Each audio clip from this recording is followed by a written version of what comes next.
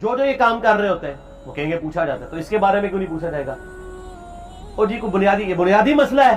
फजाइल सहाबा अहमद बिन हंबल की किताब में 2 रवायतें हैं सही सनद के साथ। एक रवायत में है कि सैयदना अली इब्न अबी तालिब कहते हैं, यह हदीस मौकूफ है और ज़ाहिर गैबी खबर है, नबी इस्लाम के बताने पर मौकूफ है, कि मेरी वजह से 2 फिरके गुमराह होंगे, एक मेरी मोहब्बत में गलूब करके, एक मेरी दुश्मनी में गलूब करके।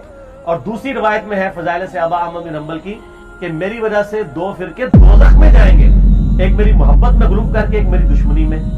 तो जब आपकी जन्नत और दोज़ख का फैसला इसके ऊपर हो रहा है तो पूछा क्यों नहीं जाएगा? अच्छा, अपना काम ये पूरा कर रहे हैं कि जो सैयदना अली की शान में गलूब कर रहे हैं उनको ये खूब समझा रहे हैं कि जी आप अपने आप को सही तरीके से सही बंदे का पुत्र बना लो वरना पूछा जाएगा।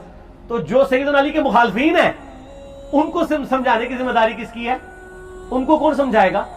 वो सारी इस प्लेटफॉर्म से समझाया जा रहा है, दोनों को समझाया जा रहा है अल्लाह के फजल से।